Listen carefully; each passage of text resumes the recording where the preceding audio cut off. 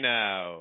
It's been a little while, and we are back for Wrestling Roundtable Radio on blogtalkradio.com/wrestlingroundtable. To call in, it's 347-857-4647. Thanks for listening to Wrestling Roundtable Radio. We were off for a little while because, I was really waiting for a lot more stuff to happen in the world of pro wrestling and mixed martial arts, and in the meantime, been working on the Wrestling Road Diaries. Yes, the documentary of, I guess he's Daniel Bryan now, United States champion currently in WWE. Bryan Danielson's farewell couple weeks in independent wrestling for Ring of Honor, AIW, CTW, Chikara. Last September, with Colt Cabana and Sal Rinauro. Hopefully, we will have a more firm release date coming out soon. In the meantime, wherever you're listening to us, whether it's on Blog Talk Radio, posthumously on YouTube, or on MySpace with our widget, I want to remind you to go to the main site, please, WrestlingRoundtable.com. We've got a lot of content for you, and that's in large part thanks to our recappers, specifically Bill Treadway and Zach Fellows out of the UK. Especially last week, they did a spectacular job. Lots of coverage of Chikara's debut show in Brooklyn, New York, pay-per-view for WWE, Raw, NXT, and SmackDown, and you can join the team too if you want to recap anything, even if it's a show that they've already covered. Doesn't matter to me. If it's an indie or a show that you've gone to live, love to hear it. UFC or other MMA shows, send it in. You can also write in guest columns. We will print those too. And you can interact directly with myself, host Eric Santa Maria, and other members of the panel on the message board. You can sign up there at WrestlingRoundtable.com as well as the newsletter. And now, before we move on to a lot of the stuff that we're going to be talking about tonight, I want to introduce the panel first. Up first is Will Brooks. Hi, Will. How you guys doing? Doing all right. Glad to be back on the air, and also bringing up Lawrence Haber. Hey, Eric. I am very excited to be on the show. I'm glad we're going to spend some time talking about WWE Superstars today. It was a great show last night, so I'm glad we got the panel talking about that. Will Vafides. Hello, Will. Hello. I'm so glad that my voice can now be heard on all radio channels all over the world. I've been silenced for too long. Time to talk about some... So, Jay Leto, you're up next. Don't call it a comeback. I've been here for years. That's all I got to say. Listen, it's been a great run for about a year for me on the Wrestling Roundtable. I enjoyed doing this radio show. It's going to be a great show tonight. Well, I'm glad you mentioned that because yourself and Will Brooks started out as fans of the show, and now you guys are all about it. So keep that in mind, listeners. Perhaps you can be joining us someday yourself more directly. Of course, we will be taking your calls later on. Hey, yo, Rodney LeConte. Hey, yo, Eric, panel, what's going on? I want to know what you're going to be doing this Saturday, Rodney, in New York, I believe. Well, Eric, since you ask, I'll be at the Pan Americans this Saturday at the City College of New York in Manhattan. It's one of the biggest no-gi tournaments there is. I'll be there doing some Grappling Kings taping, and also my brother Martin will be competing, as well as other people that train in my school, so it's definitely going to be a good time. Awesome. Some more taping for Grappling Kings. Up first, mixed martial arts. UFC 119 this past Saturday in Indianapolis, Indiana. It was their debut event in Indianapolis. Makes you wonder if people will ever be coming back. I don't know about you guys, but it just seems to me that so far this year they are not having a good string of debut shows in different markets. Great idea to bring mixed martial arts, specifically their UFC brand, of course, to different areas and try to expand. But between this and Abu Dhabi, I don't know if they're making the greatest impression. I mean, the Boston show wasn't the spectacular show that I believe the Lesnar-Carwin show was, but it still was a level above, I think, these other fights. And one of the first ones I wanted to bring up was on the preliminary card, CB Dalloway with an incredible first-round submission with a guillotine against middleweight Joe Dorkson. Or Dorkson. Either way, wow, what a finish, huh, Rod? Yeah, that was a beautiful guillotine. It was almost a gator roll. Yeah. I mean, he had very great scrambling in that match and was able to scramble himself into a dominant position each time. And he looked very calm, as Joe Rogan was pointing out, when he had the guillotine the arm in. And this guy, just gets better and better every day. It's just that he has to watch out himself because he's been caught in some guillotines and arm bars, which have been his downfall. At that point, I was just completely impressed. Everyone knows from my blog last year, blog in Las Vegas for UFC 100, that I love guillotines. And by the end of the night, we were watching it with Chris Harris. He made the call that the preliminary show was better than the main show, the pay-per-view. And I think that's pretty accurate. I mean, just going straight to the Sean Shirk lightweight bout where he defeated Evan Dunham by split decision. And by split decision, I mean only one judge knew what he was talking about. I think the most people, including, I believe, even Dana White on Twitter, were calling bullshit on this.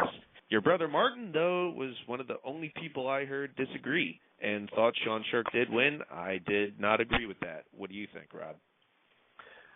It's not like I wouldn't agree, but I also can't blame someone for thinking that Sean Shirk did win that fight. I mean, it was a really close fight. I thought it was a great fight, and Sean Shirk definitely won the first round. He got the takedowns. I would say Evan Dunham got the second round, and it was pretty close in the third. I think Evan Dunham definitely finished the fight a lot stronger. I could see how people could see him winning that because of that. But, I mean, I guess maybe the judges are looking at how much damage Sean Shirk did with him with that vicious elbow to the eye. Sean Shirk was never in serious trouble, and neither was Evan Dunham. But that's what happens when you put two great competitors in the lightweight division against each other. And Sean Shirk, I mean, the only people to beat Sean Shirk, and Evan Dunham was really close. So I mean, it really was a tough call. Perhaps, but let's keep in mind, and I'm not going to deny that Sean Shirk did some damage on Dunham. Certainly he did. But let's also keep in mind that after every round, the replay, it seemed as if it was always Shirk on the defense. That being said, let's move on to the light heavyweight bout, the semi-main event, second most promoted fight on the card. Your boy, Ryan Bader, defeated Antonio Rosario Little Nog Nogueira. Speaking of which, by the way, a little aside, am I the only one here who has seen The Expendables? I've seen it. Both Wills saw it. Did you like that movie? Loved it. Actually, I kind of liked it, actually. I thought it was actually pretty funny.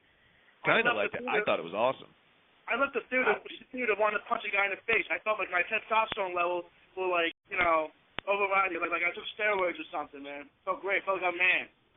Cool. Well, I bring it up now when we bring up Little Nog because I don't know about you guys, but as I'm watching the movie, I'm like, is that Minotauro? I said the same thing in theaters. Yeah, well, obviously for those who haven't seen the movie, he's not a leading guy. He's more of the guy who's in the background of shots most of the time. Like if it's a close-up of Eric Roberts, he's the soldier standing behind him. But it's so quick at first, I'm thinking, that looks like Minotauro. All right, I'll look again. And then sure enough, it was. And then you check the credits, and it turns out both Big and Little Nog were both in the movie. They look exactly the same pretty much almost. So it's almost interchangeable there. But I just thought it was funny that you'd see The Expendables plugged. And by the way, I guess I'm doing that now because I like the movie. And if you're an 80s action movie fan like I am, who couldn't stop smiling during that 2-minute Schwarzenegger Stallone Willis scene, it's a pretty good movie. There's a couple little stupid things I could nitpick about it, but it was a really enjoyable movie. But I just bring it up now because of Little Nogueira, because I just thought it was so funny that when they would plug it on UFC, they'd say, starring Randy Couture. Well, last year I said that Couture and Nogueira was Fight of the Year, and then a year later they're in the #1 movie in America together. Just a funny little tidbit, and I don't think that was as popularly known as it should have been, that both Nogueiras were in it. So anyway, back to the fight with Ryan Bader. Ryan Bader won by unanimous decision, and I believe there's no other way to look at it. It was pretty unanimous. Your analysis, Rodney? pretty much the fight went as I expected. I knew Little Nog had the advantage in the stand-up, and Bader, he sometimes tends to swing for the fences, but I think he played smart. It looked like his stand-up improved since his last fight, and I was really surprised at how many takedowns Little Nog was actually able to defend. He really has great wrestling defense. I mean, I think Bader scored like maybe 50% of his takedowns, and for an accomplished All-American wrestler, it's pretty shocking over someone with no wrestling experience. But yeah, the fight pretty much went as I thought, and Ryan Bader, hopefully we'll see him and John Jones, a battle of two prospects in the light heavyweight division, both undefeated. I just read that today, that it seems as if that's what they're going for next. But back to the fight itself. Jay Leto, your thoughts? It was a solid fight. I thought that Bader was going to knock Nogueira out at some point in the first round when he hit him with a couple of good shots on the ground and pound. But Nogueira showed how resilient he is. He stayed in there. He defended a lot of takedowns. It was a solid fight. Nothing spectacular, but the judges definitely scored it right, and we'll definitely see what's next out of both of these guys. I really hope that they finally get this Forrest Griffin-Nogueira fight to happen. So we'll see. We'll see what happens next. That seems likely, but as I just said earlier, apparently they're pushing for a John Jones-Ryan Bader light heavyweight bout where the winner will get a title shot. Now, of course, the champion Shogun Rua will not be back until about, I believe, some point mid-next year, and he's going to be defending against Rashad Evans, and they also have Lyoto Machida and Quentin Jackson lined up. However, I've read some criticism as well that Ryan Bader is not progressing as far as John Jones has in such a short amount of time, and they didn't think that it was the right time for Ryan Bader to be moving up so fast. There's holes in his game, and I'm also of the belief that John Jones, as I mentioned on the show before, could win the light heavyweight title if given a shot. What do you think about this, Will Brooks, this Bader-John Jones potential fight? I think it'll be a great fight. The two up-and-comers. That's what you want to see. You guys said Ryan Bader had holes in his game. Well, you only get better as you go along, and if you have bigger, more important fights, I'm sure he'll fix the holes. I mean, everybody has holes when they first start. Machida still has holes, and he's been fighting since he was a little kid. Everybody has holes. Some more than others, right, Rodney? Yeah, exactly. As far as the fight goes, I think it would be an entertaining fight. Very interesting to see how John Jones would use his wrestling against another all-rounded wrestler and someone who's, I guess, been doing good, from a wrestler translating to a mixed martial artist. But I'd be excited for the fight. It's almost the bad part of this was when they set up the Shane Carwin Cain Velasquez fight is that you just lose another potential contender. But light heavyweight division, that's what's going to happen. Okay, let's talk about the fight that has been a huge topic in the past weekend. Fight of the year, probably. All right, not at all. Frank Mir and Mirko Cro Cop in the heavyweight division. Now, of course, this was supposed to be Minotauro Nogueira against Frank Mir in the rematch that apparently I'm the only one looking forward to seeing. But okay, thanks. Glad I'm not alone. But watching the Countdown show last week, I'm thinking, okay, Cro Cop just came off an awesome victory against Pat Barry a few months ago. He's won his last several fights in a row. Mir's been very hot and cold, coming off great against Czech Congo, then getting destroyed against Shane Carwin, et cetera, et cetera. He seems up and down. So it seemed as if it was a fight that both men had to win, where if Frank Shamrock, how did I make that slip? Frank Mir wanted to get back into the title scene, he would definitely need a win and keep on moving on up, back up. And Cro Cop, obviously in the twilight of his career, this was supposed to be one last run, we were hoping, as a Cro Cop fan. And, well, I predicted on our Facebook page that I thought Mir was going to get a first-round victory. If only, as it was, this was one of the weirdest fights I've ever seen. It almost looked like they were calling spots at one point. him to clinch against the cage, and they just have a conversation all of a sudden. I called it total nonstop inaction. It was just very odd, and it was so bad that by the time he landed that knee out of nowhere, it was almost like, who gives a shit? I don't know if it's worse than the Anderson Silva dance fests against guys like Leites and Maya, but oh boy, this was not a good showing. As bad as this fight was, maybe Damian Maya and Anderson Silva was the worst fight because we had to go through 5 rounds of that. And I also thought that third Andre Arlovski and Tim Silva fight was the worst fight I've ever seen because that was 5 rounds of nothing. Anyway, because you know what, with these two guys, you never expect a bad Miracle fight. You expect a bad Frank Mir fight. These guys always put on, exciting fights. And, I expected some more of a stand-up war. But by the end of the middle of the second round, I'm like, all right, what are these two waiting for, Like, who's going to pull the trigger here? I don't know how you thought that Frank Mir's going to win. Well, he came in against Congo. He came against Congo and destroyed him with stand-up. He finished Minotauro Nogueira. I thought he had a good chance of showing that same fire and energy against Cro Cop, and he didn't either. No way. He's a more, well-rounded fighter, and I was thinking maybe he'd win in the submission if he was able to take him to the ground. He wasn't able to do that. I know he tried that a few times, but as far as the fight, again, it's just like, man, like at the end, it definitely caught me off surprise, the knockout, but, I don't know if the crowd was as hot for it. This was a fight nobody liked. Even Frank Mir himself said as such that he wasn't happy with his performance. What do you think, Jay? These are two guys whose careers have pretty much paralleled, where Cro Cop was making a lot of noise in Japan and Frank Mir was making a ton of noise in UFC at such a young age.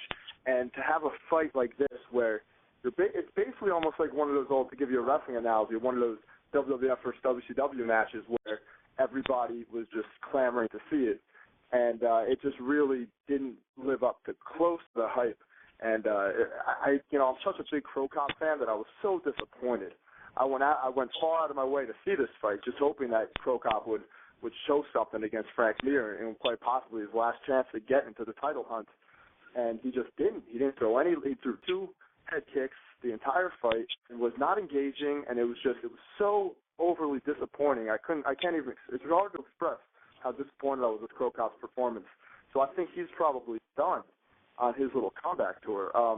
Frank Mir, I've seen this before from Frank Mir, where he just comes in there and kind of waits for the other guy to do something. I wasn't surprised that he won the fight, although I didn't want him to win. I was more surprised the way he won it, with a knee out of nowhere. That wasn't even a good technical knee. It just came up out of the blue. And almost it like was, a fluke, it was disappointing. right? Huh? Almost like a fluke knee. It really was, yeah. It came out of nowhere. And how that fight went, it was extremely disappointing. And I'm sure the UFC will bounce back with their next big show, but this was a poor night of fights overall, and it was pretty disappointing. I think it was just maybe the main event. If the last fight's poor, I think the rest of the card was decently solid. I mean, the Ryder Bates fight wasn't as boring, and I thought Chris Lytle and Matt Serra put on a good show as well.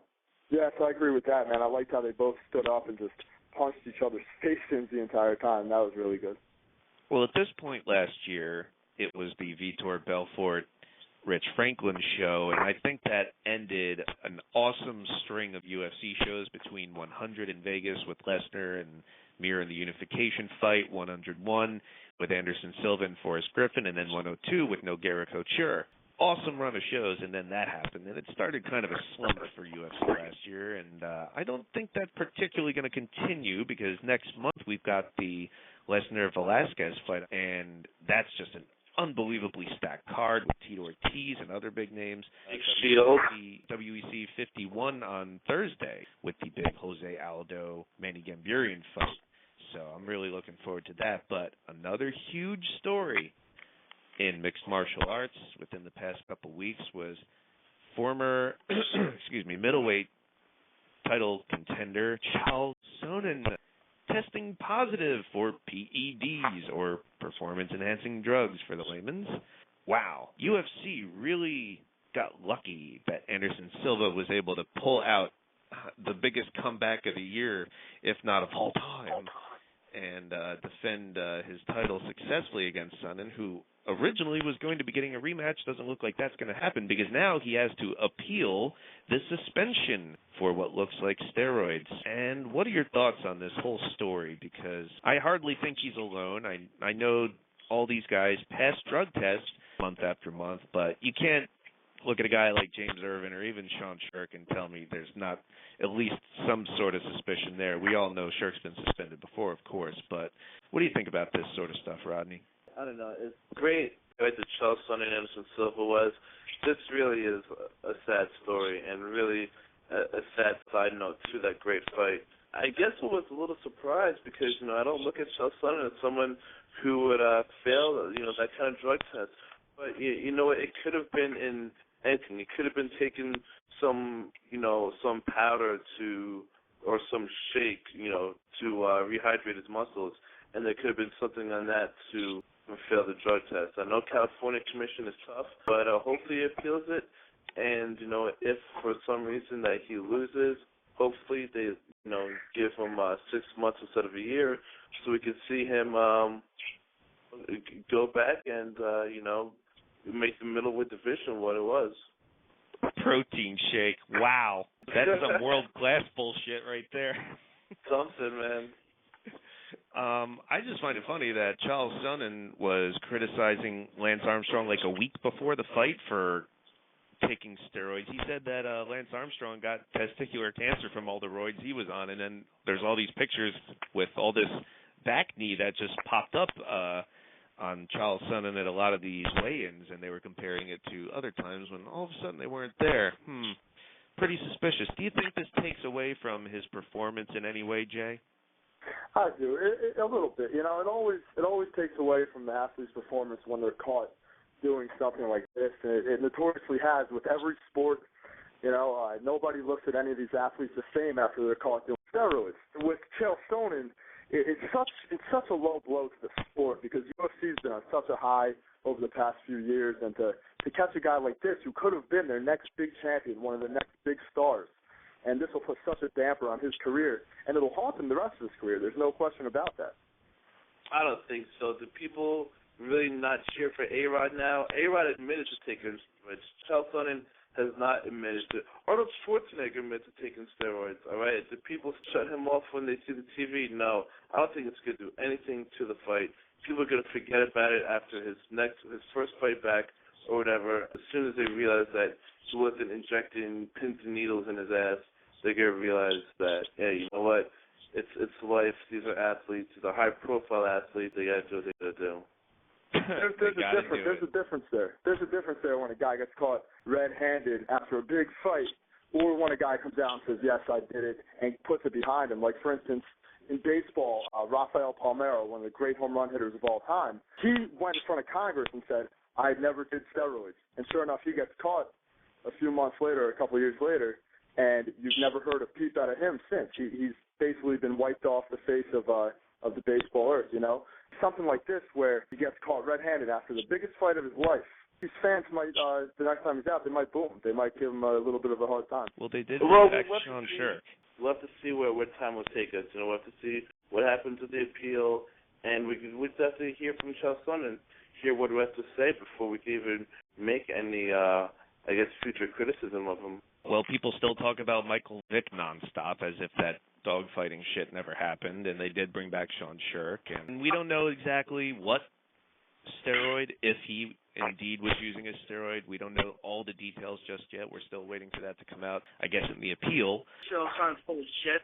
I've always felt that way, and now I know, now he's been proven that he is full of shit, and I don't feel sorry for him one bit. Don't talk all that shit and then say, I should have won, and then how you were caught cheating red-handed. Screw him, I don't care.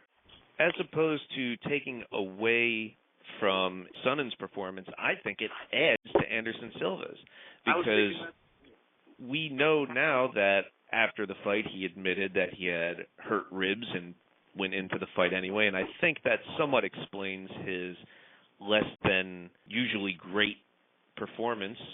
He seemed a little slower. He could also be taking something like painkillers so that he can go out there and fight, which makes him just as culpable as the guy who gets caught taking steroids. This is the Well, most he didn't fail a naive drug test for that conversation. either. So does that necessarily mean he's not on something? Because Absolutely not.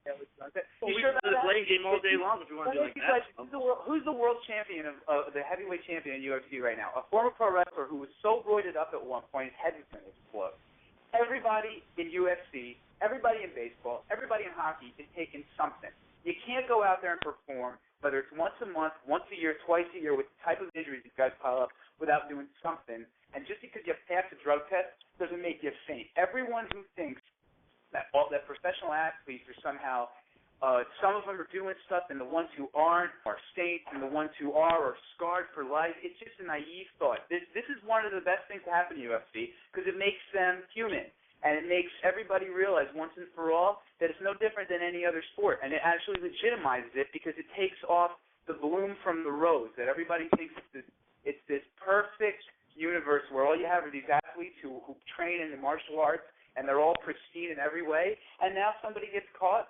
Sounds like it's the second or third guy to get caught, but it doesn't surprise me. And I think it's not going to do anything in terms of costing anyone money but Sonnen, because down the line, you're going to find more and more guys are going to get caught.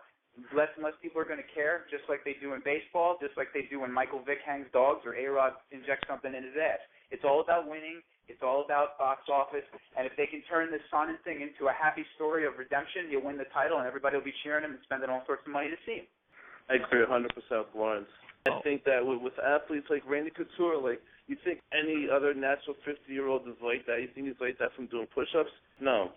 I mean, maybe he's not, injecting, needles or whatever, but he's taking some sort of supplements. All these guys are. The way they train, the way, they're beating the shit out of each other every day, and then they have to go out in front of thousands of people and fight.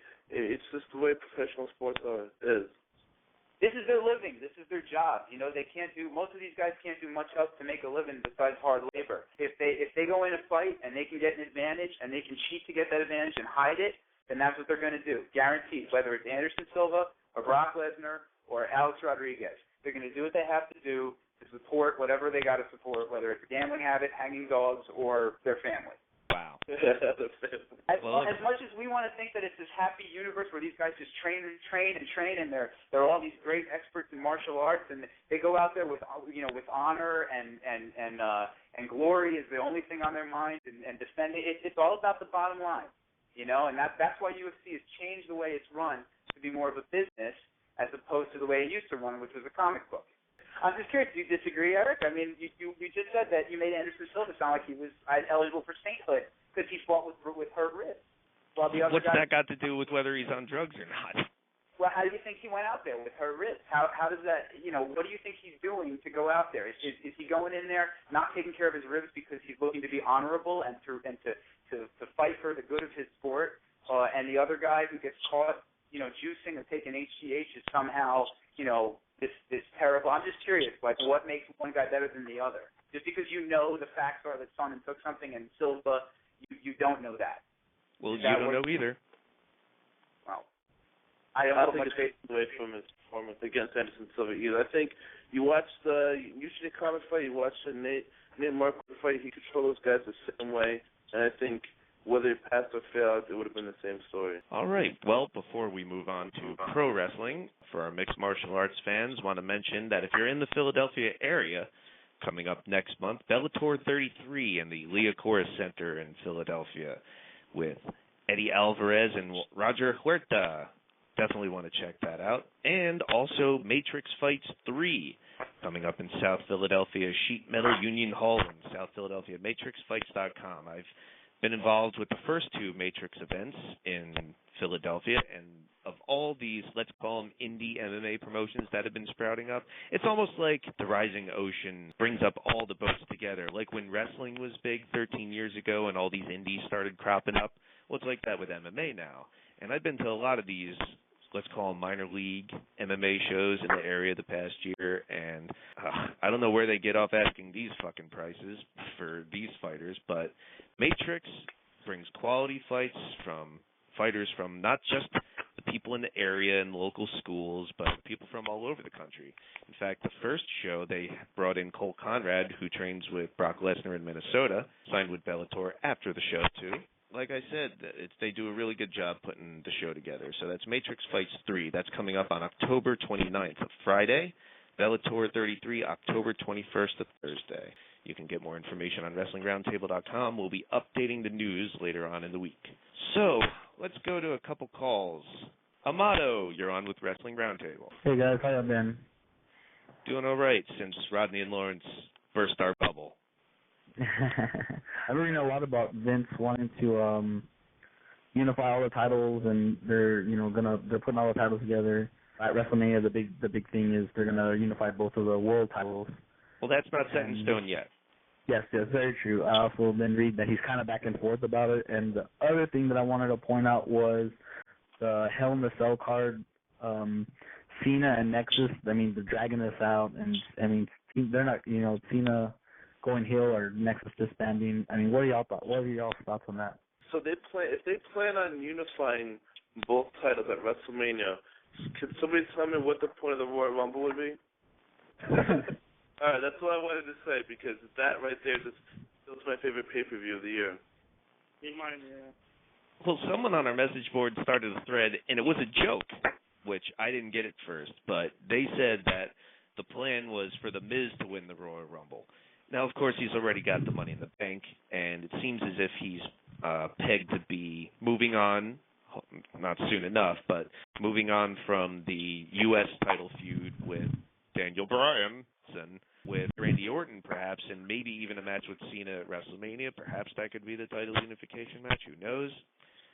But it was a joke, and I didn't get it till after the fact. But then I thought about it, and let's forget the unification stuff for a second. Imagine, as silly as the idea of someone who already has Money in the Bank winning the Royal Rumble might be, imagine if they even used the U.S. title the way WCW used to do, where the U.S. champion was the number one contender, then he wins the Rumble with the U.S. championship and Money in the Bank. It'd be absurd. You could do it awesome, too. And number 2 and number 3 contender. Well, yeah, because you could even do it where he uses the Royal Rumble title shot, loses. He uses the U.S. title shot, loses. And he's got Money in the Bank left and maybe finally wins it with his last chance. The Miz can actually win the Rumble with Money in the Bank, win the match that he's in the Rumble with, and then just cash in on the other one, and he can have both world titles in his hand. Or he could challenge, he could win Money in the Bank, win the Rumble, win the title, and challenge himself, which shows how stupid all. And this is all not taking into consideration the Elimination Chamber pay-per-view, gentlemen, which just confuses things even more. The one thing he didn't mention was about the unification of the belts and all that. That's one thing that's not confirmed yet, but like you said, Eric, it's definitely something that could be possible considering the way they've been doing things lately. Yeah. So, we don't know that, but it's definitely possible. And as far as John Cena goes with the Nexus thing, Nexus is done. I just can't imagine John Cena going to that group. I just can't. Sticking with pro wrestling, let's move on to Ring of Honor. They had a pay-per-view on Go Fight Live, which you can still get the replay of at GoFightLive.tv. It was Glory by Honor 9, live from the sold-out Manhattan Center in New York City. Wrestling Roundtable shot a very special blog there with Jay Leto and Chris Harris. Let's get some of your thoughts on that show, Jay, because you're a longtime Ring of Honor fan, or at least a passionate Ring of Honor fan who had gone to a lot of shows, and really dropped off in the past year. Why was that? The shows have been so formulaic over the past. That's really the only word I could use, is just formulaic and dull. And this is the first Ring of Honor show I went to in nearly a year. The last show was Final Battle last year. The Glory by Honor show has always been one of the bigger shows in Ring of Honor, and especially last year with the departure of Nigel and Bryan. That show was so good. Overall, and will be featured in the Wrestling Road Diaries documentary, I might add. Absolutely, and it was so good and such a well-rounded show that this one seemed to just be lacking the star power. Was really predictable. There was not a lot in the unpredictability factor. I mean, Homicide coming out was awesome. He's one of my favorite wrestlers, and he was great. But everybody knew Tyler was going to drop the title. It was basically just a foregone conclusion. That match didn't live up to any kind of hype. That it could have been a lot better. Austin Aries and Christopher Daniels was no big deal. I mean, it looked like Aries hurt himself early in the match, and that could have been a lot better. not having Davey Richards on the show really hurt it as well because he always adds a top Ring of Honor draw, can always be put in a good match no matter who he wrestles. He always seems to come through in the clutch. And just overall, from top to bottom, it was honestly a boring show. I was pretty disappointed overall with it. I enjoyed going, backstage, meeting Terry Funk, getting to talk to Shelton Benjamin and Charlie Haas. All great guys, really were great in their interviews. It was a great experience, don't get me wrong, but as far as the show goes, it just didn't live up to what a Ring of Honor pay-per-view should live up to. See, I really don't get that because I read, and I usually don't, because if there's a bigger bunch of whiny bitches in the world, it's Ring of Honor fans on the message board. But they were complaining that this pay-per-view wasn't as good as the last one, which was Death Before Dishonor in Toronto earlier this year. Now, I will grant you that main event with Davey Richards and Tyler Black in Toronto was probably their match of the year. Great match, and the main event for New York didn't live up to that at all. But I thought the undercard was awesome. Everything from the opener with Kenny King and Jay Briscoe to Rhett Titus and Mark Briscoe right afterwards, even the Balls Mahoney, Grizzly Redwood, Eric Stevens, Necro Butcher tag match that followed that. It's not going to be a fucking Hart Foundation Bulldogs, but people were into Balls Mahoney's debut and nice little match there, and the chain tag match was good. Even Sean Daivari and Eddie Edwards in the TV title match was pretty good. Definitely Daivari's best match in Ring of Honor, even if that's not saying too much, but the world's greatest tag team against Kings of Wrestling, you have to admit, was an awesome fight. Oh, I agree 100%. That was an incredible match. It was great seeing Shelton Benjamin and Charlie Haas back at it. And I'm a big fan of Claudio Castagnoli and Chris Hero as a tag team. They've really been putting out some good performances with the Briscoes, and they really meshed well together. That was a great match.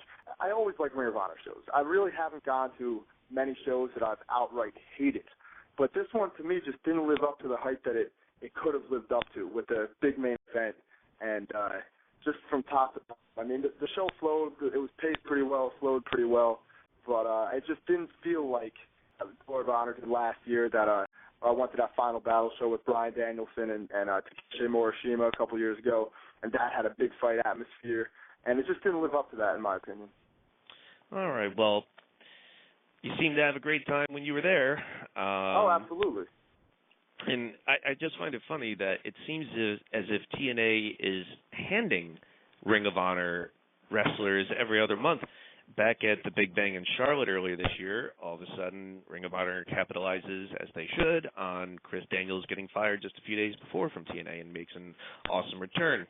Same case here. Homicide makes, of all places, a return in New York City. Perfect.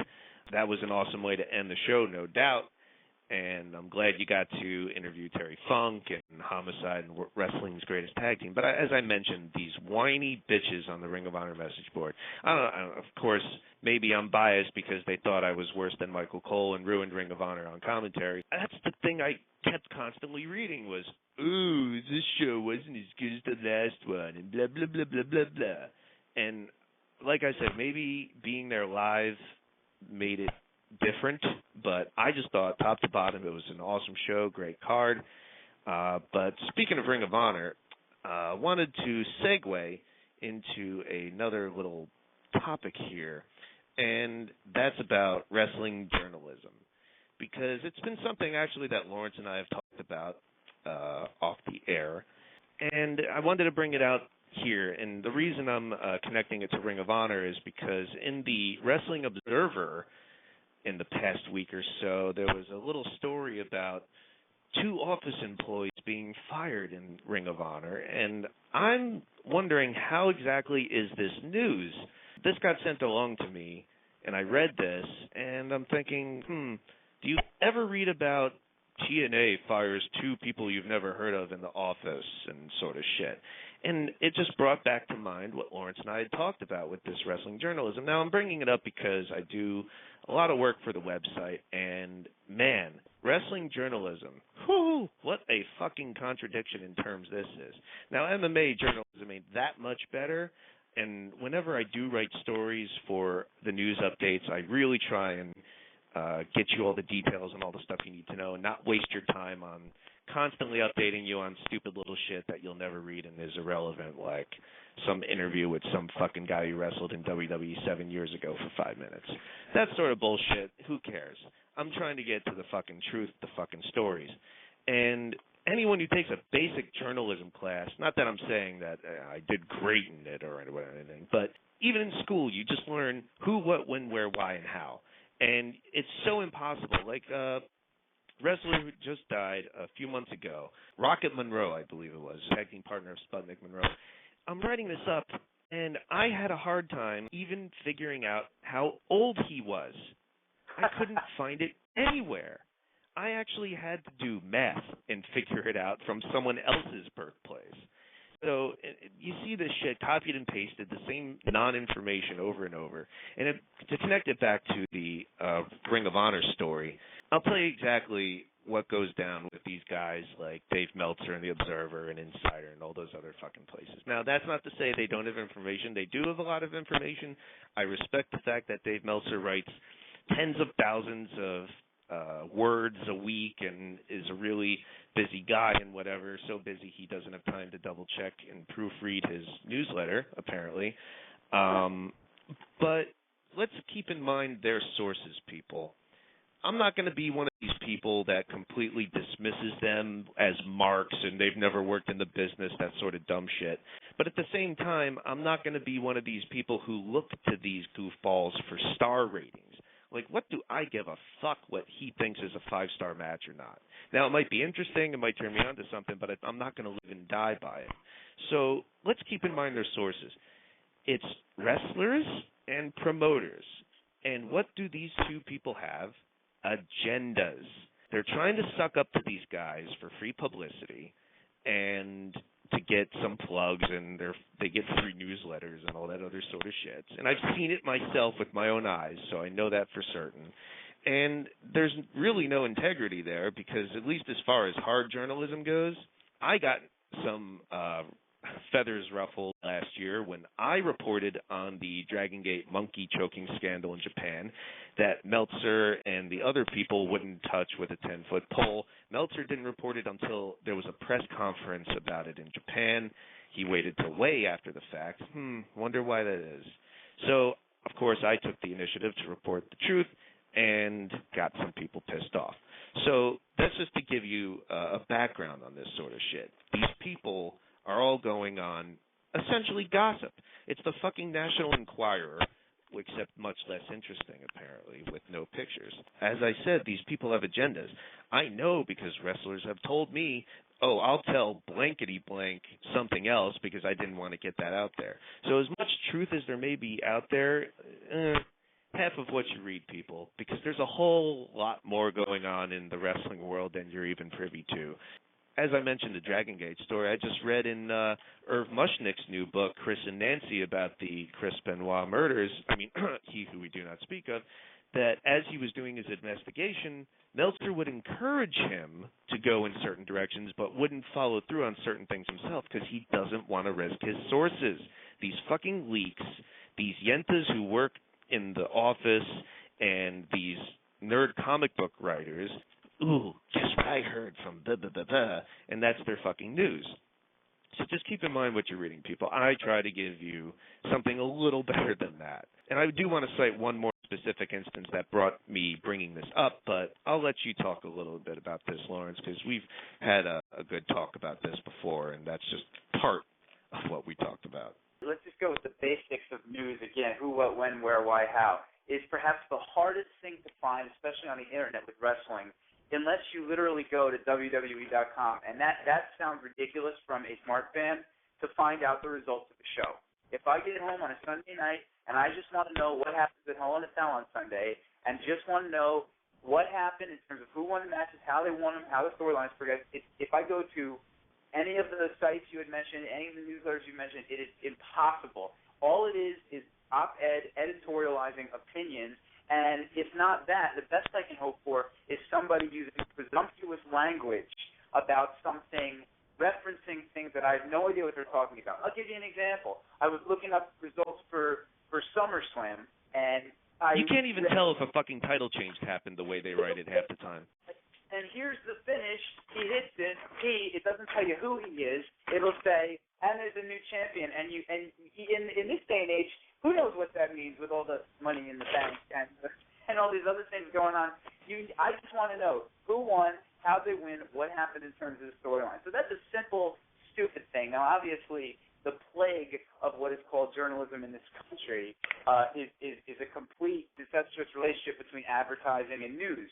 We know this from watching any of our nightly news channels when they lead with a story about Glee, or they lead with on one channel, or they lead with a story about what Leno's talking about tonight on the other channel. And then if you watch the cable news, Lord knows the whole thing is opinions. It's always, here's the good guy from the red team, here's the good guy from the blue team, here's the bad guy, here's the other bad guy, let's fight it out. There's rarely any factual news anywhere you go, whether it's newspapers, cable news, nightly news. It's all a joke. But wrestling takes it to a whole other level, because with wrestling, it's complete opinion and complete rumor to such a point where I can't even get the basic factual evidence about the results of a damn show that happened. It's unbelievable. Now, how about relying on those live reports from fans? Sometimes those live reports from fans that come from someone text messaging a website and then after showings are the most accurate, because all they have time to do is type in so-and-so beats so-and-so at the Walls of Jericho. So-and-so cuts promo. That whole piece of wrestling news is non-existent. Now, to talk about the rumor mongering that Eric had mentioned, I mean, this is very important to even what we do here on this show. We spent a whole couple of minutes talking about the news that leaked that apparently at WrestleMania there's going to be some, unification. There's been talk about it. It's not official. It's just been talked about. So there's probably been talk about a lot of different things. And in September, now it's fun to talk about that stuff. That's what we do on a show like this. That's what people do. But it's not the function of any news to spread rumors. Now, going back to the real news, that's an oxymoron. But the nightly news, if you watch the except the Real News Network, which was started by Paul J., who directed Hitman Heart Wrestling with Shadows. It's highly unlikely that you'll pick up a newspaper and see a headline like this. I'm just giving you an example. 90s WWF superstar, bald with goatee, dies. Now, that's the type of headline you'd read for something like Bastion Booger passing away. But the point of making the headline that generic is to make you click on the damn link so they get ad review to find out that it's not Steve Austin or Goldberg who died, that it's Bastion Booger. And that's what they do on these sites all the time. Yeah, it'll be like Hardy says blah, blah, blah, and you don't know which one, so you have to click and find out. I've never seen anything like that where they won't even give you the basic information of the story in the headline so you click to get the details. They actually try and trick you into leading the story. Now, if that's not deception at its core, I don't know what is. And then finally, just the piece that Eric mentioned that's and I'm sure this is absolutely boring everybody, but too bad. This is really important to talk about. I think a lot of wrestling fans need to be privy to it because they spend a lot of time reading these websites, reading these newsletters. And more important than everyone's doing drugs. And well, I think the final thing is what Eric said about the fact that most of this stuff is all based in politics and leaks and sources and plugs and plugging holes and that kind of thing. And Eric has intimate knowledge of these things and has seen it for himself, and other people who've been on our panel and shows have seen it for themselves and mentioned it. When somebody wants something to get out to these websites and the website's a friend of the guy, it's going to get out there. If somebody's a friend of the website and they don't want it to get out there, it's not going to get out there. And if they That's absolutely true. If they want it to be incorrect, or if they want to make a rumor up, or if they want it to be my sources have told me, there's no way to confirm or deny that which has gone unsaid.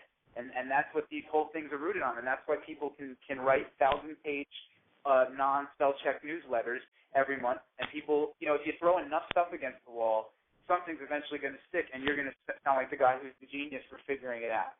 So there you go. That's my 2 cents. To close it out, the story that really put this over the top, because this was something we had talked about in general, and this really capped it off, like, all right, we got to rip on this shit, was that Hulk Hogan and Eric Bischoff quit TNA story from Twitter, which is, of course, the new CNN. To connect it to real news like you were doing, Lawrence, you know how everyone wants to be the first to break the story so they don't fucking check their sources, and then Captain Jenks says Howard Stern's penis and embarrasses these goofballs?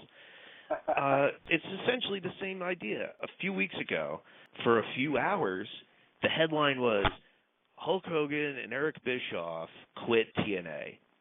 And, of course, a few hours later, and there was some confusion with Bischoff going on Jack off Bubba the Love Sponge show and giving out the wrong one because even he was duped and blah, blah, blah. This lasted for a few hours. Now, when I was at work at, let's say, 5 o'clock, I see the story in the headline. Keep in mind, this is on Observer. Hogan and Bischoff quit TNA. And at this point, after a couple hours, most people were starting to get privy to that this was bullshit. And I'm thinking, all right, I'm leaving now. I'm going to be off for a few hours. I'm going to check back. I guarantee you that it's going to be switched to have not quit TNA. And sure enough, that's exactly what they did. They edited the headline, so it's Hogan and Bischoff not done with TNA, and I clicked the story to see the updated information, and they had the nerve to go, the funny part is they gave out the wrong Twitter and blah, blah, blah, blah. No. The funny part is you jack-offs were so quick to jump on the story that you didn't even fucking check it, and you were supposed to be the people that have the inside connections to the business and blah, blah, blah. Like, such a huge story, and I guess it was so believable that even the people involved thought it might be true, which says a lot. What was so funny about it is they're supposed to have the inside scoop, the inside connections, and blah, blah, blah, yet they didn't even obviously double-check this before they printed it. You think such a big story like Hogan and Bischoff quitting TNA, they'd make at least a couple calls and say, like, hey, is this true? Apparently not, till after the fact. But anyway, now that that's out of the way, want to move on to some more WWE things. And we mentioned, after Amato brought it up on the line, about the title unifications, and that's going to lead us to Night of Champions. But before we get to Night of Champions, I want to read some results from some of our latest polls. These polls are not on WrestlingRoundtable.com anymore. They've been replaced by new polls. The new poll is, who do you think is going to be the big breakout star of this supposed youth movement? And that got me thinking, well, there's a whole crop of guys who should have been the breakout stars years ago, and who do you think those are going to be? And there's also a Frank Mir poll also, so check those out on WrestlingRoundtable.com. The other polls that we were talking about relating to the belts, on the idea of WWE doing all these unifications, of possibly unifying their belts down to a set of 4. I'm assuming 1 world title, 1 women's title, 1 tag belt, and 1 middle card title. The least amount of votes went to terrible fucking idea, what are they, fucking stupid, putting it in words as only I could. That got 7% of the vote. 9% of the vote went to it's good for everything but the world titles. Those people think that the 2 world titles should be kept separate, everything else unified. Don't care either way got 11%. It's good, but only for the world titles. In other words, unify the world titles, leave the rest separate. Too late for that, I guess, but that was 18%. And the overwhelming majority, 55%, said it was a great idea and should have been done a long time ago. Now, the other poll I want to read off relates to what's going to be our season finale coming up in October. We're going to be taping our last 2 shows for the year on October 24th. Wrestling Roundtable Radio will continue throughout the year, and Wrestling Roundtable will likely return some point early next year. But the last 2 shows of the year, which will include another submission round Q&A, by the way. Send in your questions to WrestlingRoundtable@gmail.com or post it wherever you can, message board, YouTube, Facebook, MySpace, wherever you want to send in your questions for our submission round Q&A. Just remember, please include your first name and location. However, the poll related to, actually it was really in light of the Attitude Era show we did last time. A lot of people loved our entire show on the Attitude Era, and wanted us to do another time period analysis. And the question on the poll was, what time period, besides Invasion, saving it people, should be our season finale in October? Surprisingly, Rockin' Wrestling, the mid to late 80s in WWF, got only 7% of the vote. I think that really shows the demographics that are voting, doesn't it, Lawrence? You bet. Because that came in after Other got 10%, beating out Rockin' Wrestling. Wow. Oh, my. Good Lord. Moving on up. WCW BH, as I like to call it, before Hogan, which was the early 90s, got 19% of the vote. We had a 2-way tie between ECW, the pay-per-view years, the late 90s, And WCW, the Nitro years, mid to late 90s, both got 20% each. But the winner, and I guess we'll be talking about it in our season finale, people want us to talk about the new generation in WWF in the mid-90s. Pretty short time span, a few years, but a really interesting time period nonetheless. Notice I said interesting. That does not mean good quality, unless, of course, we're talking Bret Hart and Shawn Michaels, I suppose. But either way, I'm sure that's going to be a very interesting talk. So, moving on to WWE's latest pay-per-view offering, Night of Champions. Daniel Bryanson won the United States Championship against The Miz, and I don't know about you guys, but doesn't it seem as if WWF is doing a very weird way of presenting their shows lately, in the sense that, let's call it trolling their own product?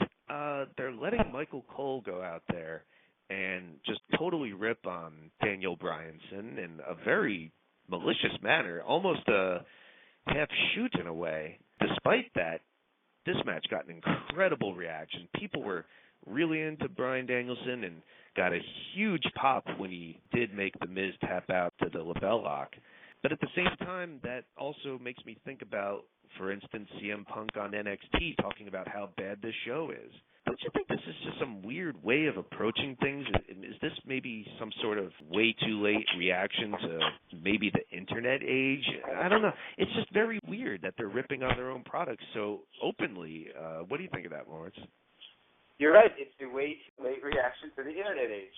It was hip about 10 years ago to do sarcastic humor and to do the blogosphere thing where everything is a joke. I love the 80s. I love the 90s. I love the 70s. All those terrible VH1 shows where nothing is serious. Everything's a joke. Everything anyone did at any point is supposed to be funny, and we're going to use dry humor and sometimes malicious attitudes to get that across. They're late again to a boring, stupid trend, and they're trying to act cool and act hip, just like when they do their theme shows and their guest hosts, by incorporating this sarcasm that ECW was doing to no great effect, I might add, about 12 years ago. So it's lame, it's stupid, it's trolling, like you said, it's self-deprecating, and it's nothing that I want to watch when I'm trying to enjoy something and keep the suspension of disbelief there. Let's go out and, I like the occasional inside joke. Don't get me wrong. It makes me laugh when people realize how stupid or funny something actually is. But when you write it into the script, it's lame and it's corny and it's not cool and it's stupid. Well, if ECW did it, they usually didn't do it about themselves, at least to certainly this big a degree. What do you think, Will Vafides? Don't you think this is just somewhat of an odd way to go about promoting your own shows? Well, it's also a way of kind of getting it off the air, too, because as you can tell, they're not going to be on Sci-Fi anymore. So when it becomes a web show, honestly, they could do whatever the hell they want at that point. It's pretty much a web show. They could do whatever they want. They put CM Punk on the show, who was, pretending to not know the names of the women. It's kind of like... Are you sure he's pretending? Or embellishing, maybe? He might actually not know. They're trying to get it ready for the web show, so I think the most important thing, they're getting it ready for the web show. Usually commentators are supposed to be kind of opposites. One guy cheers for the bad guys, one guy cheers for the good guys. We haven't had that in a while, so it was kind of cool, at least at first for me, to watch Michael Cole kind of cheer for the bad guys, at least the guys, anybody who was going against Daniel Bryan. But, anyone from Ring of Honor? Basically, yeah. Actually, I kind of embraced it, but now it's kind of like, yeah, what are you going with it? But I think Lawrence made a very good point. I've been saying it, too, that it just seems like everything now is just being made fun of. Even stuff that's good is being made fun of, you know what I mean? It really gets on my nerves. It's like, why can't anything just be left alone? It's stuck. Kane and Undertaker for the former WCW Championship at Night of Champions. Bill Treadway on our website said it was the best match they ever had. I don't know about that. It's been about half a decade or more since their last fight, and that one pretty much sucked. It seemed like a pretty good match, and Undertaker busted out the over the guardrail plancha, which, I don't know, when did he do that last? 13 years ago? But people seem pretty happy in general with this title match. What do you think, Will Vafides? Yeah, it was definitely one of the best matches that they've ever had. They did go along with the storyline of the vegetative state, which kind of makes you believe it a little bit more, that he's really weak. They were outside the ring a lot for most of the match, which was good. It kind of hides the weakness of them, but they still put on a good story. And as you can see, when they went to SmackDown, it evolved. So it definitely got accomplished what it needed to do that night. So So I think it was actually a really good match. Surprisingly, I think it. Most people didn't expect it to be. There's your youth movement right there. The whole thing is pretty pathetic. The fact that we know Kane's leaving and we know Undertaker needs hips. Kane says he ain't leaving, although people have described that title as the Lifetime Achievement Award. It is, exactly. It's cute to see him get a run. It's sad that the only way he can beat Undertaker is with Undertaker having a mystical disease of his soul or whatever.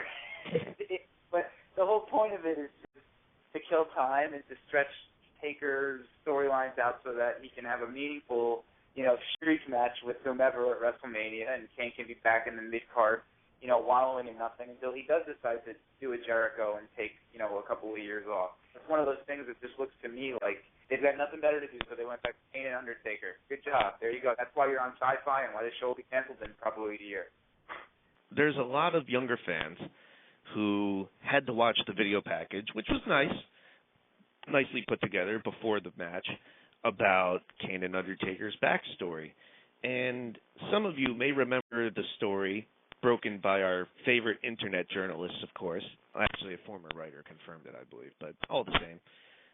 That years ago, I guess a few years into Stephanie's big we have to hire former Hollywood writers trip to write the storylines, they got a continuity guy in, and he took one look at the Kane storyline as far as his career goes, and his head exploded. I want to give everyone who's a newer fan the straight story. If you were watching wrestling as long as we have been and followed Glenn Jacobs' career since he became Kane in '97, this is exactly what we're supposed to believe.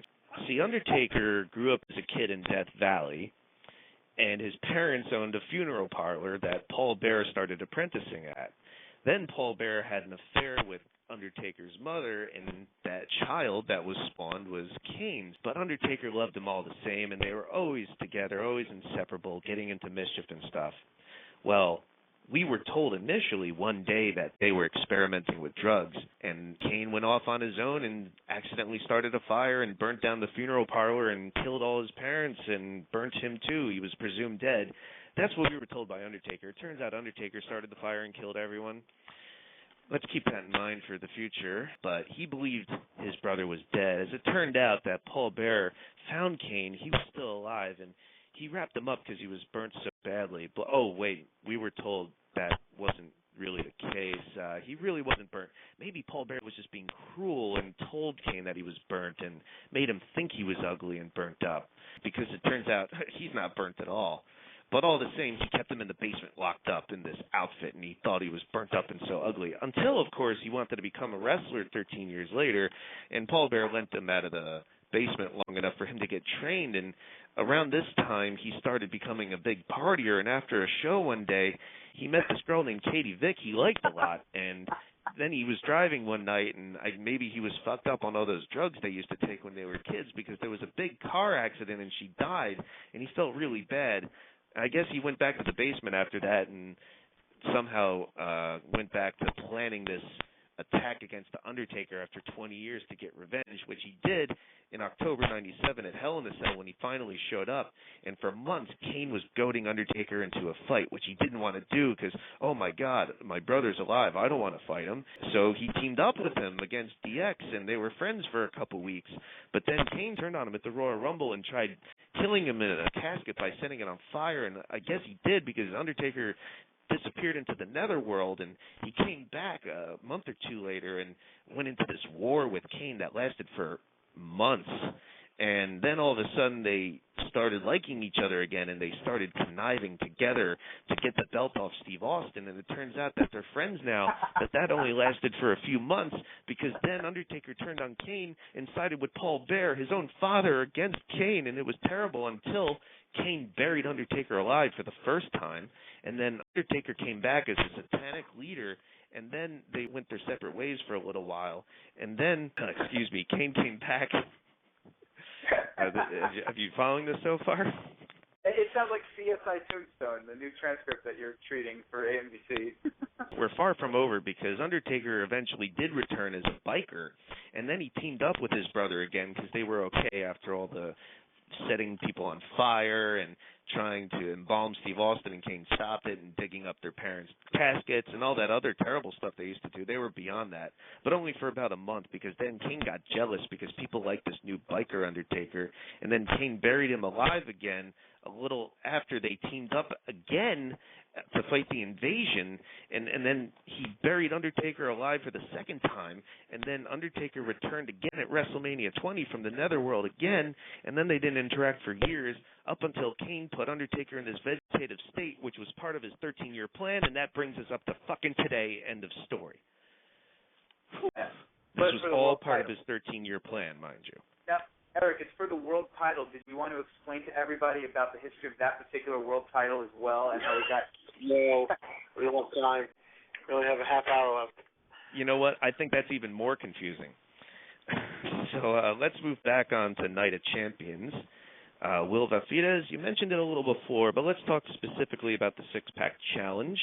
Chris Jericho's last pay-per-view for this run and got sent off pretty quickly. And you happy with Randy Orton winning the belt? I think Sheamus needed that belt.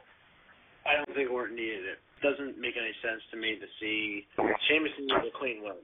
That was, to me, the real big story with this was that, Sheamus needed that win.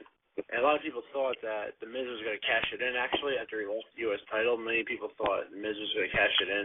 But, I know they're near his hometown. I guess it makes sense, but it doesn't either, because I think Sheamus needed that belt more than Orton needed it. Randy Orton is the second biggest draw that WWE has right now behind John Cena. But a lot of people were thinking, what about Wade Barrett? There's a lot of different people in this match, and who do you think should have won? I don't have a problem with Randy Orton being the champion. He's a great wrestler and knows how to manipulate the crowd and knows how to have a great match. But the idea of Sheamus needing the win, I have to disagree. I don't think Sheamus needs to do anything. I think Sheamus needs to die. That's what I think he needs to do. I think he's worthless. Wow.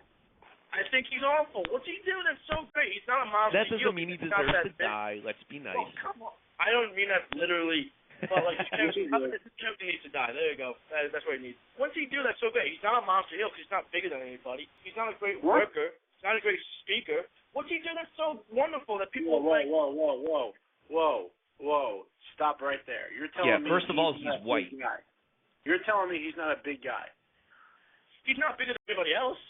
Don't debate this, guys. It's not like it's not when I see like the Big Show or Brock Lesnar or somebody who's way bigger than everybody else like around. He's not bigger than anybody else. He's taller than Cena. He's taller than Orton. He's bigger than me. Yeah, but he's bigger than me. But that's not saying much. He's not bigger. Yeah, but you don't also spot Triple H on the bench press. Yeah, true. But take Triple H out of the whole equation. You're telling me that You're telling me that this guy has no talent at all to be a monster heel as he's been over the last month. When he gets booed because people don't like him. He's actually like a hateable guy. The way he's doing it. And his look is so different from everybody else. They boo because he got pushed for no reason and people can see right through it. Come on. It's not true. I don't think people boo him because of Triple H. I mean, let's consider the audience here. I don't think Sheamus is bad. He's not bad at all. I think they could have definitely protected him, because let's keep something in mind here about WWE. They may do some things that appear to be stupid, but they are not dumb. As we discussed last time, Will Vafidas, that if this guy is a bigger guy, they know how to make a monster heel. We saw that in Brock Lesnar. We've seen it in several other people like Yokozuna in years past, but even more recent examples. So they know what to do if they really want to protect someone and make them appear that way. I don't know if they've necessarily done that with Sheamus, but at least they've kept him in the mix and have the belt on him, even if some other people might be more worthy of it. So I don't know. I'm kind of in the middle of you two with that. But let's bring Jay Leto in on this. What do you think about all these people mixed in the six-pack challenge? The six-pack challenge is something that they bring out every once in a while. Actually, the last time they did it was last year, Night of Champions. They did it for the U.S. title. With Kofi Kingston winning it. I have to agree with Will Vafidas that Sheamus needed this belt. I mean, this is a perfect opportunity for him to come out again as the heel that gets the belt by chance and doesn't really earn it. They could have easily had him get a cheap win and build him up for Hell in a Cell to drop the belt to Orton then. I think it would have been a lot more meaningful of a match. But also, if you want to include Wade Barrett into the picture, how shocking would it have been if he walked out with the belt? If he walked out with that belt and then you're him with John Cena, maybe the same kind of stipulation at Hell in a Cell with Cena joins in Nexus and put the belt on the line, that would have been a huge match as well. So I don't know. I think it should have been a heel to take the belt home at Night of Champions because it would have done them better.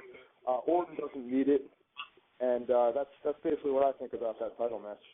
What everybody has just said and all the scenarios for Hell in a Cell, which is this Sunday, which they've had no time to build up, has proved to me once again is that they're willing to cannibalize the easiest thing that you have to draw in wrestling, the world title, the heavyweight title, to get over a stupid concept. That anyone can win the title in a six-pack challenge. Anyone can win the title in a four-way. These stupid gimmick pay-per-views. That's not even mentioning Money in the Bank. Yeah, Randy Orton, once again, the big run that was going to lead to the big babyface title win, whether it was at the Rumble or Mania, at a show where people were expecting him to win it and would have paid money to see it, was blown to randomly have him win it in a six-pack challenge that no one was expecting. And so now you've ruined the opportunity to have Cena Orton at WrestleMania, where Orton finally gets his big babyface run with the belt, or Orton Undertaker, whatever the hell they were planning on doing. It's completely moot now. The belt has been rendered even more meaningless, and now they've cut Randy Orton's legs off again and taken away another big opportunity for him to shine, just like they did last year, 2 years ago at WrestleMania, when he should have beaten Triple H. They love to do this to the guy. He doesn't even realize it, but they completely cut his legs out from under him, and they've given up an opportunity, as Jay was saying, to actually draw money at Hell in a Cell by having the big one-on-ones between Orton and Sheamus, where people actually believe that the guy they want to see win the belt is going to win the belt. So a big waste of time, big waste of money, way to go. As far as Sheamus goes, I think Sheamus is going to be one of the biggest stars in wrestling in the next 10 years. The guy has got all the tools, he's got the talk, he's got the look, he's got the finesse. I think the fans really react to him, considering that he's only been there a year. The reactions he gets and the way the fans respond to him, it's not because they think he's being pushed wrong, because they actually like to dislike him, just like they do with Jericho and they did with Orton. And I think one of the reasons Orton got the belt this early is because I think they have bigger plans for Sheamus as a long-term babyface alternative to Cena. That's just my thought. Two things about that. Randy Orton, I am not a fan of. However, putting the belt on him is not the worst idea in the world. As far as draws go, like I mentioned many times, he's the second biggest draw they have behind John Cena. However, let's keep in mind that in this day and age, both of those guys are below the number one draw, which is WWE itself. The brand itself is the big draw, which is really why they do all these pay-per-views so much. All these gimmick pay-per-views draw more than, I guess, any one particular person. If you were going to choose one person, per se, as opposed to the company in general, it would be Cena, no doubt. That being said, Randy Orton, I believe this was his 6th WWE Championship and 7th World title. Bret Hart only won that title 5 times, and he was in WWE over 10 years. That makes me sick. Corey, you're on with Wrestling Roundtable. They made a huge mistake with the 6-man challenge. This is the time to start pushing your younger wrestlers, because these other guys are starting to get really injured. You've got Cena, who's looking at more surgery any minute now. You've got Jericho, who's screaming, I quit you, I quit you, I quit you, biatches! All these other wrestlers that are just a breath away from a neck injury. This would have been a great pay-per-view to push either Wade Barrett or Sheamus as a champion. You would have had a heel champion either way, but at least some young, fresh blood would have walked away with the belt. Now we've got Randy Orton holding the belt for the 9-trillionth time. Where can you go from here? All right. Hello, Jamal. As much as I hate Randy Orton, I believe it was good that they put the belt on him, but probably I have to agree with you guys right now. It was a bad time doing it on a pay-per-view that is a gimmick pay-per-view that is not a champion. One of the dumbest pay-per-views I've ever seen, because the way I see it, if you want to have a pay-per-view with a whole bunch of gold on the line, do it on WrestleMania. That would be perfect. But anyways, I have a quick question. Did you find it interesting that as of late, WWE is frequently testing the waters, getting younger guys to move up in the roster, whereas TNA, which had years of opportunities pushing their younger guys to make their product better, yet languish on it, And we're looking at it now, TNA's pushing ex-WWE guys. TNA has been, and at this rate always will be for however long it lasts, such a sad example of wasted potential, and we've really beaten it to death on the show, especially with Samoa Joe. That is the most maddening example. And that's not to say anything of the people they've released this year, like Homicide and Chris Daniels, as we mentioned before. How could you pass those guys up? Are you stupid? But the fact that they blew Samoa Joe, he really should have been the biggest thing in wrestling, as we said. But as far as this, quote, youth movement in WWE, they have to do it now. And, okay, let's connect it to Ring of Honor. Jay was saying before, after Nigel and Bryan left, he didn't really have that much interest. And, well, did they build up any stars in that time? And you need, like when Joe and Chris Daniels and AJ Styles left several years before that, at least we had some other people stepping up. I guess Davey Richards, Tyler Black, those sort of guys, but you need more to supplement that. And it just amazes me, and I want to bring you in on this, Lawrence. Like, when you look back, because we did the what should WCW have done in '98 scenario, when you look back at the amount of, I don't even want to say just main eventers, but just the amount of talent on that roster, and I'm not including these fucking hangers-on like fucking Lanny Poffo and Sergeant Buddy Lee Parker and all those other goofballs that you'd only see on Pro or something. I'm just talking about the sheer amount of stars. Is that the best problem you could have, or what? It's definitely the best problem you can have. WWE had it in 2001 to about 2008, 2007, and made the same mistake. It seems in wrestling when you have an overabundance of stars and potential stars, both in their prime or about to hit their prime, and you have veterans.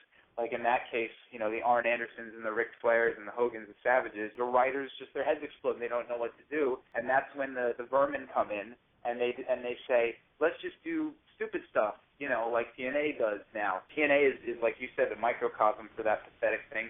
And TNA is not even about that stuff. It's not even about young stars and older stars. It's about whatever the person who's in charge politically at any given moment wants to do. In this case, it's the tail end of the Hogan-Bischoff regime, and it's more Biz Russo stuff and trying to kiss Paul Heyman's ass as opposed to finding their own identity. It's sad that we can't even have that discussion about young stars and old stars because they have so many other problems to fix first, and they'll be out of business before they get anywhere near fixing those problems.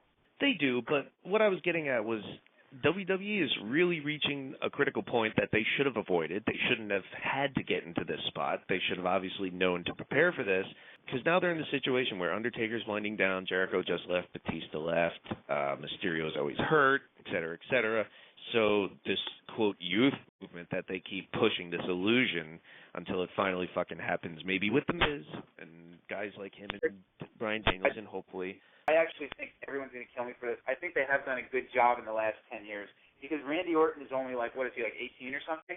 I'm just kidding. He's only like in his mid to late 20s.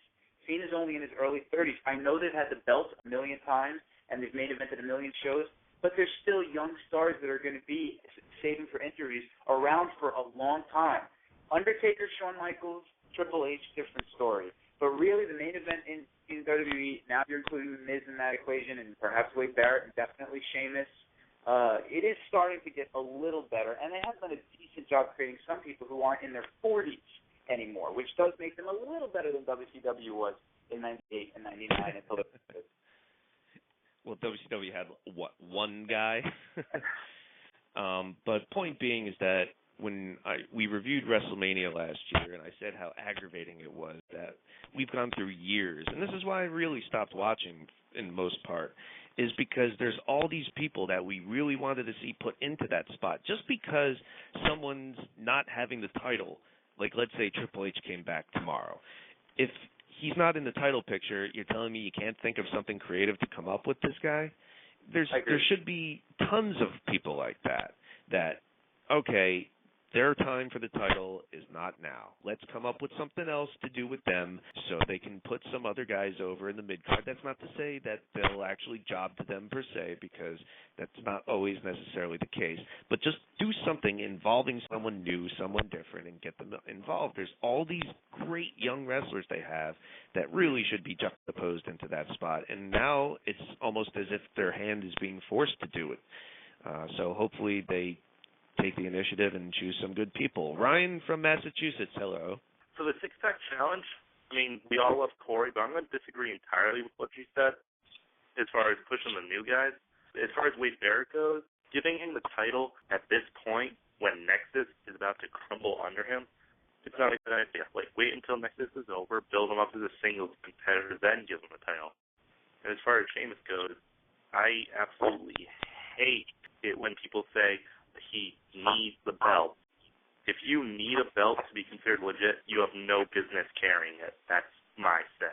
Thank you. If John Cena never held a WWE Championship, would he be as big right now as he was? If he never held that belt, you're telling me that if he never held the WWE Championship before, that would be okay. Hogan did not become big until he was WWE Champion. That's the true. bottom line. Yes, it was. No, it wasn't. Don't use the movie to say that it got him back in. I'm not talking about the Rocky III movie. Until he won the WWE title, he wasn't Hulkamania.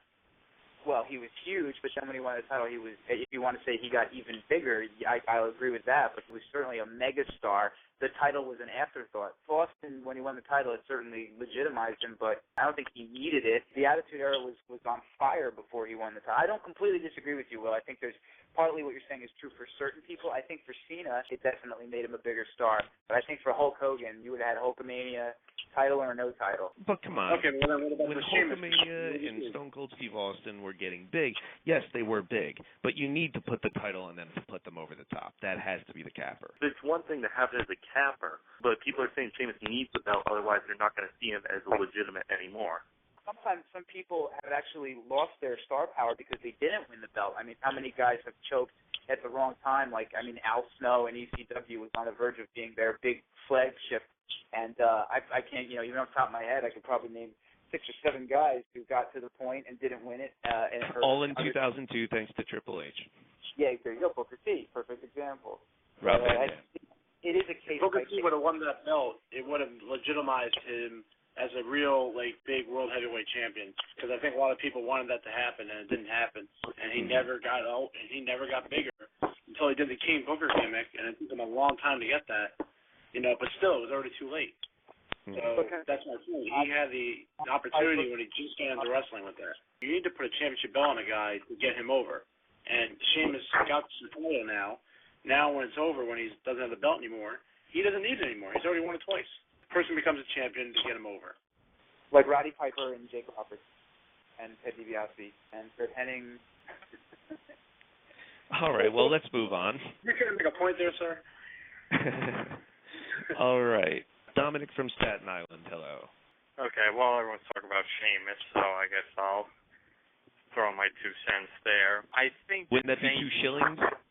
I'm saying that he needs the title isn't necessarily an insult or a knock on him. I mean, Cena's catchphrase is, the champ is here.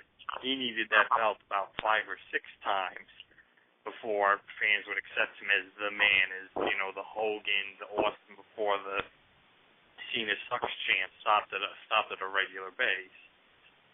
Sheamus obviously isn't that point yet, especially, since when he was champion, they would still refer to John Cena as the franchise, and the King would call him Superman. They would cut the commercial during Sheamus' entrance, so even though he was champion, he was sort of treated like a second-class citizen, so he probably did need the Night of Champions more than Orton. But when Triple H comes back, they're all screwed, so it doesn't matter. I don't know.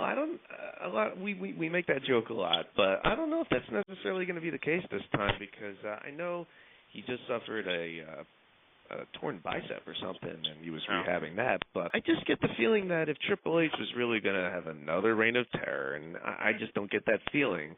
Eric, come on. What was in that protein? Come on, Eric. But, I mean, wouldn't he be all over TV anyway, regardless? Yep. He doesn't need a belt. He doesn't need a belt, just like John Cena doesn't need a belt, just like Randy Orton doesn't need a belt. Wouldn't he be all over TV while he's recovering covering. Well, yeah, absolutely. Absolutely. And why not? He's a company guy. He's going to be there forever. He's going to probably run that company, down the line. So all from that new office in Stamford, Connecticut. Wanted to get back to kind of, because we're talking about putting the belt on people and what it used to mean. It gets so convoluted now. We're talking about Randy Orton's a 6-time champion. Edge just won his first world title 5 years ago, and he's had it like $1 billion. So obviously belts don't necessarily mean all that they used to, and that's been a topic. Actually, I think we covered it in our first season, which is available on iTunes, and you can get the link on our webpage for the iTunes account, or if you're on iTunes, just go to the podcast section, type in Wrestling Roundtable, or go to WrestlingRoundtablePodcast.com, or talk about title belts and I guess their lack of meaning in the modern era. You can find it there. I want to go back to Night of Champions for a little bit because as we've been talking about here and there on the show, the rumor is that they might do the world title unification at WrestleMania, and that's been something that's been brought up on the show before, and obviously the poll was about it, and we're down to 2 less belts now. I guess the way we can interpret it, and let's just use this for the sake of argument because WWE changes their mind on their title lineages by the day, by the hour, by the website, whatever. So let's just go by this. When they unified the Women's and Divas title, the Divas belt absorbed the Women's title, which doesn't exist anymore, and now the Divas belt is around. It's like when Jericho unified the belts. It wasn't a new title. It wasn't representative of 2 belts existing at once. It was really, if you look at the graphic, the undisputed WWF Championship. The WWF title absorbed the World Heavyweight title, the former WCW belt, which was split off less than a year later. But it's a similar sort of situation with this, with the Women's Championship being absorbed into the Divas Championship. That still exists. And now the tag belts, the World Tag Team Championship. I don't even know if I was surprised. I was somewhat surprised. But then, on second thought, I wasn't, that they would flush 30 years of history with the World Tag Team titles down the toilet in favor of the, essentially, SmackDown tag belts, which were created in 2002. They absorbed the World Tag Team belts, and they are the ones that are officially acknowledged as existing now. And, again, I shouldn't be surprised that WWE would disavow this history that they built up for their own world titles. I mean, why wouldn't you want the Divas Championship to be connected to Fabulous Moolah and Sable and Trish Stratus and other people, and to say nothing of the ridiculous history of the tag belts. So what do you guys think about WWE getting rid of this history? Will Brooks? Like you said, it doesn't really surprise me either, It doesn't seem like, every time we would think they're like, oh, they're connecting to their old roots, it sounds great. They do something like that where it goes against exactly what they just did. So I'm not surprised, and I don't like it, but whatever. It seems like more and more they're trying to disconnect themselves from the past, especially with, the WWF's controversial history with some of their storylines, especially with Linda running for office. I think that's got a lot to do with a lot of the things that we see on TV nowadays. They're trying to create basically a new history. If you remember, which I'm sure everybody does, the whole point when the brand extension started, they unified all the belts. Right. So they're basically getting back to square one anyway. This was the plan. They just needed to bring back the other world titles so Triple H could have one. But this is basically the plan, and I think that if they go along with it, what are they going to do with the world belt? Is it going to be a brand new belt, or is it going to be the WWE belt, or the World Heavyweight Championship? It's very weird because both those belts have such history. I really think they're just trying to start over. Like Jay said, they're kind of starting over. They're kind of refreshing. They don't go by women's anymore. They call them all divas now. It fits what their product is, so that's why they're doing it. Not calling themselves women wrestlers. They're calling themselves divas. Wrestlers, so the W word, that's even more of a stretch. No, they're calling them divas. That's why I'm saying they're not called women's wrestlers anymore. So we can't do that. That's embarrassing. Well, they're going to that direction, and I think eventually they're going to continue with that direction, and they're going to combine all the belts, and they're just trying to create a new history. They're trying to refresh. If you have one world champion now, you don't have to worry about so many belts changing hands so much. I think it's going to change a little bit, because now you can have 5 top stars not have belts, and then you have one big guy. And everyone goes for that one big guy, and he's a target, and it makes it more enjoyable, I think. we're all thinking this through way too much. The only reason it's the WWE Tag Team titles has nothing to do with acknowledging the SmackDown blue titles more than the red world titles. It's just they have one set of belts, and the company's called WWE, and it's branding. So they say, what the hell? Rather than have these idiots walk around with 4 belts, let's just keep them 2 and call it WWE Tag Title. They don't think about it that much. Obviously they did, because they went through that effort on their website and on TV too. Went through what effort? To do what? To say the world tag titles are retired and these belts are the ones that are existing now. Did they say that the lineage of the World Tag Team titles formerly held by Demolition and the Hart Foundation is now? No, they probably just said in their own. That's what they did on the website. They actually ended the history of one set of belts, and they put, and it's really weird too, because on their title history page they have a whole section at the bottom of retired titles, and the weird part is that they actually include the ECW TV and tag titles, even though those were never brought over. But all the same, the women's and the world tag titles are listed there now. Regardless, I think most of these are just branding decisions and ways of selling more belts to the kiddies. But regardless, this whole idea of disconnecting with history, I agree in terms of title lineages and explanations of who held what. They don't do and have never done a good job of tying things together neatly. I don't think any promotion ever really has. Even the NWA back in the 80s, when it was probably the most prestigious title in the world, Lord knows. However, I disagree with everyone on this whole idea that they're trying to completely disconnect themselves from history to create this fresh identity. They always want to keep current and create a new product. That's what companies do, whether it's WWE or Nike. But I think now more than ever, between the internet and the content that they have on 24/7 and bringing back all these people every couple years for the Hall of Fame, I think they acknowledge history, not just their own history, but the history of other organizations more than any other time since Vince McMahon was in charge. So I think everyone's being a little bit too condescending on that point. I think they do, but to be cynical about it, that's because they own all of it now. That's fine, but you know what? They still do it, and they don't have to, and you got to give them some credit for that. A lot of companies completely divorce themselves from any kind of history that wasn't self-serving a promoter. WWE does a fairly decent job of acknowledging the past. Whether or not it's convoluted or whether or not their continuity writer is helping them piece that together is another story. But I definitely think that they aren't trying to just refresh everything and start anew. They're just following whatever marketing plan some idiot came up with this year. Well, they did mention Mick Foley on Raw last night. Yeah, something. Who knows?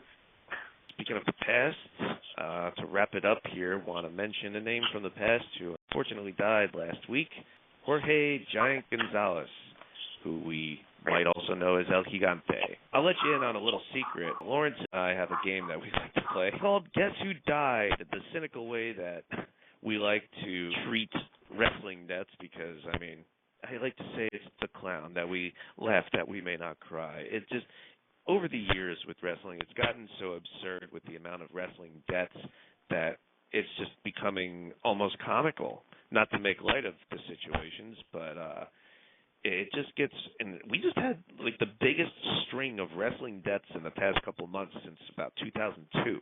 We just talked, I believe maybe on the last show, about Lance Cade and Luna Vachon. And since that time, of course, Bastion Booger, who was Mike Shaw, and Norman the Lunatic, and how do you pronounce that? Rakha Singh in Calgary Stampede, and that's another one. And I actually heard that he's not even having a funeral. They're just going to put him on someone's finger and place him underneath the table. Giant Gonzalez, another one. Now, this isn't necessarily a wrestling death per se. Not everything is always steroids and heart attacks and painkillers and all that sort of shit. Obviously, this guy had a lot of health problems. In fact, I was surprised to learn, Lawrence, that he was only 44. Jeez. I saw him wrestle in 1990 live, one of the few people on the show, and the guy was pretty impressive, believe it or not, for that time. He was pretty athletic despite some of the limitations he would have because of his health. And he was very, very tall. Well, that was about the time. Now, the story is that Ted Turner saw him playing basketball and said, make him a wrestler, and that's how he got into WCW, and we essentially know the rest from there. WWF Japan, and retired early because of a lot of health problems, including diabetes, and it was said that he was confined to a wheelchair. looked a lot older than he was. Obviously, there's pituitary disorder with gigantism growing that big. He was actually supposed to make a convention appearance this year that he canceled on, and unfortunately, a few months later, he's dead. But back to what you were saying, when we first got our look at him in 1990, he could be WWE champion like 10 times if he was healthy now and that young. Just thought I'd bring up Giant Gonzalez and see what you guys thought. Will Brooks? I never thought he was that great wrestler, but you never want to see anybody, die. It's sad. But except shooting, apparently. I do remember him at WrestleMania 9. So he was one of the first, like, at least for me, one of the first guys, those big giant guys that threw at Undertaker every year. He was the legit tallest guy in wrestling at 7'7", or as WWF would have us believe, 8 feet tall. Jay Leto. Oh, I never minded the guy, man. It's sad to hear that he passed away. Definitely brought something unique to the show. That outfit he wore in WWF was interesting to say the least. He seemed like he could have been a good guy. But I just have a question. I'm not sure if this happened or not. Did WWE acknowledge his death? No. Not at all? Nope.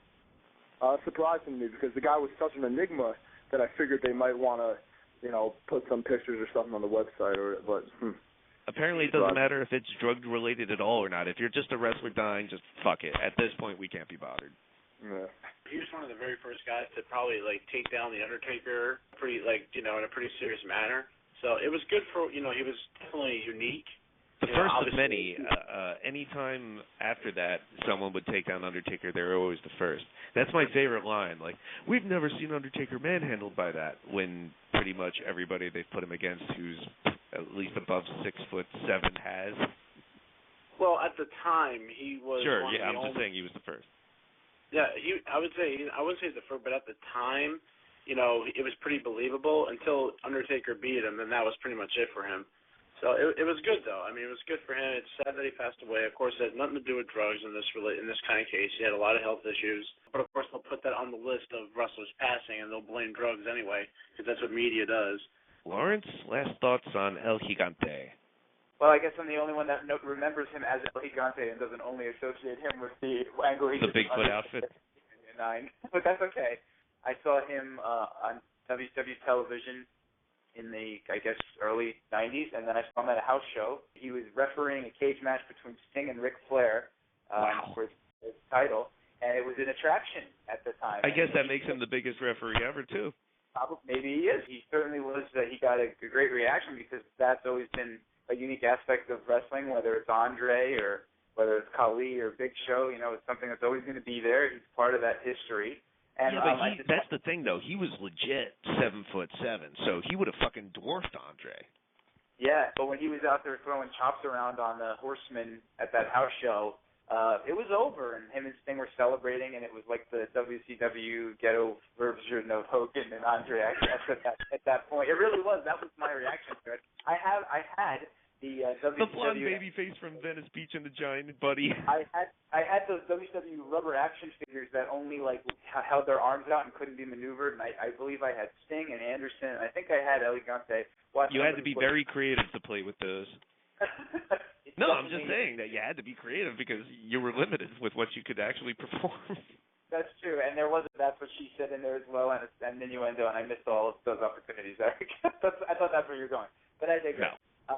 I will agree with you that... I'm staying very serious. The guy's dead. We're very serious. The guy who wore the furry bodysuit is dead.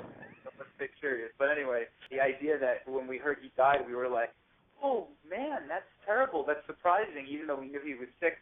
Just goes to show you that, when we heard Bastion Booger died, Eric and I played our little game, and I was like, oh, well, no surprise there. He was a heavy-set guy in the 90s who probably was taking God knows what kind of uppers and downers and somas and steroids. But when we heard this guy die... Well, he didn't need that, per se. We were genuinely like, oh, goodness, that guy was... he was definitely somebody who died of more natural causes. If you consider gigantism to be more natural than some of these other things, that goes to show you how ridiculous wrestling deaths are these days, when giganticism is your natural causes. And, he will be missed, I suppose. Yes, I'll miss him. I mean, everyone rags on him for being a bad wrestler, blah, blah, blah. But if nothing else, you can't say that he wasn't memorable and wasn't unique. just wanted to acknowledge Jorge Giant Gonzalez, El Gigante, before we left you for what is our longest show to date. Next time, we're going to talk about WEC 51 with the big main event of Jose Aldo and Manny Gambirian, and also WWE's Hell in a Cell pay-per-view, and all the latest goings-on in mixed martial arts and pro wrestling as well. Thank you for joining us on Wrestling Roundtable Radio. So please visit us on WrestlingRoundtable.com. Get some T-shirts and DVDs to support the show. Get some Pro Wrestling Respect DVDs. We hope to have the date announced for Pro Wrestling Respect maybe sometime in November, hopefully soon. And be sure to check back on Wrestling Road Diaries updates. We will be having a news update later in the week, some more recaps, and get the links for our iTunes, Go Fight Live, Facebook, MySpace, and YouTube accounts on WrestlingRoundtable.com. Sign up for the newsletter and message board. Keep the conversation going. Join the community. And thank you for listening. So for the panel of Jay Aletto, Will Brooks, Will Vafides, Lawrence Haber, Rodney LeConte, I'm Eric Santamaria. See you next time.